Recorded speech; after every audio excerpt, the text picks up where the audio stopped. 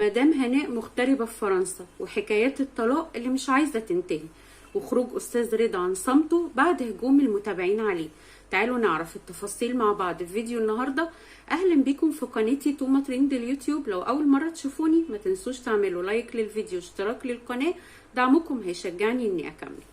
بقالنا كام يوم شايفين مدام هناء نازلة بعناوين لازم تجبر المتابع إنه يدخل يشوف الفيديو، بعد ما كنا اتكلمنا ونزلنا فيديو وقلنا احنا بنحترم فيه الطرفين دول لانهم ما عملوش زي اي يوتيوبر وطلعوا بعد الطلاق فضحوا بعض على السوشيال ميديا، وهو يقول وهي تقول. نتفاجئ بقالنا 4-5 ايام بمدام هناء عمالة تنزل عناوين غريبة جدا، منهم يا ترى انا ايه سبب فشل تجربتين الاولانيين، ومنهم يا ترى انا هتجوز للمرة الثالثة، هوب يا ولاد بلدنا يوم الخميس هكتب كتابي وابقى عريس. طبعا الناس كلها اتفاجئت بالمقدمة دي وافتكروا مدام هناء هتتجوز. لا، ومدام هناء بتقول ان بنتها الكبيرة ياسمين ربنا كرمها وجالها عريس. بعد كده لقينا عاملة فيديو وكاتبة عنوانه يا ترى انا لسه بحب طليقي ولا لا. وطبعا ده عنوان صعب جدا، ما ينفعش يتحط عنوان لفيديو زي ده وانتي خلاص انفصلتي عنه. وحطت ولاد استاذ رضا في جملة مفيدة من ضمن كلامها عن الطلاق ومشاكل الطلاق وليه هي انفصلت وليه التجربتين اللي السابقين ليها في الجواز ما نفعوش قبل كده. طبعا استاذ رضا راح طالع بفيديو ورد وقال انا اتفاجئت بحسبانة عليا ودعاوي عليا وعلى ولادي وعلى اهلي، وانا بقالي فترة مش متابع اليوتيوب وما اعرفش ايه اللي حصل، واتفاجئت بالتعليقات دي. ولما دخلت لقيت مدام هناء طليقتي منزلة فيديو عليا وعلى اهلي وعلى ولادي. وطبعا لحد ولادي انا ما اقدرش اسكت، لحد ولادي لازم هتكلم، بس برضو انا مش هقدر اغلط فيها لان مهما كان هي طليقتي وكانت في يوم من الايام مراتي. بصراحة رد الراجل رد محترم جدا ورد عاقل جدا في وقت ممكن اي حد يفقد اعصابه ويتكلم. وطلعت مدام هناء وقالت انا هعمل سلسلة فيديوهات وهوريكوا قد ايه انا في ال4 سنين ما كنتش مبسوطة ولا كنت فرحانة معاه. طب ازاي وحضرتك طلعتي في فيديو قبلها وقلتي انا كنت بحبه جدا جدا جدا وكان انسان صادق معايا جدا، وقلتي كلام هو ما ينفعش يتقال عن حاجات او مواقف خاصة بتحصل بينكم؟ ازاي بعد كده تطلعي تقولي كلام متناقض وتقولي انا هطلع اقول لكم قد ايه انا في ال4 سنين اتعذبت وضحيت وقسيت؟ طب مش نخلي الكلام كله موازي لبعضه؟ يعني حضرتك ندمتي ان الموضوع مر مرور الكرام وما عملتوش زي كل اللي بيعملوا على السوشيال ميديا وطلعتوا فضحتوا بعض، فحضرتك قلتي لا انا اعمل سلسلة فيديوهات من الفضايح واكشف فيها كل حاجة. الطلاق مش نهاية العالم، مش معنى ان 2 اتطلقوا يبقوا يطلعوا يبهدلوا بعض. الطلاق هو الموقف اللي بيأكد اخلاق الطرفين.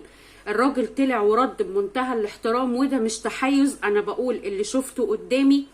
انا لا اعرف مدام هناء ولا اعرف استاذ رضا ولا ليا اي معرفة شخصية بيهم، انا قناة نقد بطلع اقول اللي شفته قدامي. الراجل رد بمنتهى الادب وكان زعلان على الشتيمة والحسبنة والهجوم اللي حصل عليه وعلى اهل بيته وعلى ولاده. متهيألي ان من ساعة الطلاق استاذ رضا ساكت وشايف محتواه وبيطلع يعمل فيديوهات مع ولاده، ما جابش سيرة حد. ليه مدام هناء بتفتحي وتقلبي في القديم؟ ليه مش عايزة تفرحي بولادك وبناتك اللي خلاص بقوا عرايس وممكن شهر والتاني حضرتك تكوني جدة؟ عيشي حياتك وافرحي مع ولادك وافرحي بيهم وافرحي بحياتك وبأحفادك اللي جايين في المستقبل، ومفيش داعي للفضايح. يعني منين انا كنت مبسوطة ومرتاحة وبحبه، ومنين انا هطلع اقول لكم على 4 سنين عذاب ومرار طافح؟ كلام متناقض تماما وعناوين يعني صعبة، يعني عناوين ما ينفعش انها تتحط، عناوين بتثير الجدل بشكل كبير وبتجبر طبعا المتابع ان هو يدخل يتفرج على الفيديو. طلعت مدام هناء من ساعات قليلة واعتذرت وقالت انا كنت متعصبة وكنت مش دريانه باللي بقوله، كنت زعلانه وطول الليل بعيط، وكنت قايله لكم ان انا هعمل فيديوهات او سلسله فيديوهات هحكي فيها اللي انا عانيته واللي انا شفته مع طليقي. ولو كنت عملت سلسله الفيديوهات دي ما كانش هيكفي فيديو ولا 2 ولا 100. ليه؟ هو كان بيكهربك، كان بيعذبك، كان بيتفي السجاير في رجليكي. عيب يا جماعة، عيب. ليه ما بقاش عندنا حتة الخصوصية وأسرار البيوت؟ ليه خدنا السوشيال ميديا سلاح نقتل بيه بعض ونفضح بيه بعض؟ ليه ما بقاش عندنا حاجة اسمها حرمة البيوت؟ أتمنى أن اعتذارك يكون من قلبك وفعلا تقفلي الموضوع ده، وانك تكوني ندمتي على انك تخطي خطوة زي دي، ونقفل بقى على الموضوع وكل واحد يعيش حياته. انت عندك بنات على وش جواز، افرحي بيهم وافرحي معاهم وعيشي دنيتك مع اولادك، ما تكسريش فرحة بنتك بالفيديوهات اللي انت طالعة تعمليها. لا اتطلقتي مرة ولا 2 ولا 3 ولا 10 دي نهاية العالم. كل واحد يعيش حياته، ونعاشروهم بالمعروف ينفرقوا بإحسان. ربنا ما قالش كده. ربنا ما قالش ان احنا بعد ما نتطلق نطلع ونكسر في بعض ونفضح في بعض. يعني مش منظر ولا تصرف عقلاني من ست كبيرة وعاقلة. خلاص الموضوع انتهى.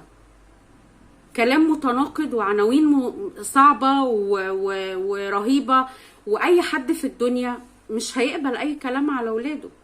فياريت نقفل المواضيع على كده، وياريت كفاية لحد كده، ونرجع تاني نحط بلاستر عشان المواضيع انتهت وكل واحد راح لحاله.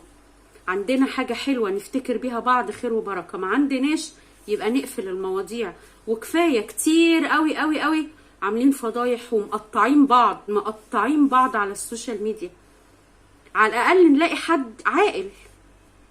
اتمنى مدام هناء ان يكون اعتذارك ويكون ندمك على اللي قلتيه فعلا من قلبك، وما ترجعيش تفتحي المواضيع دي تاني وكل واحد راح لحاله.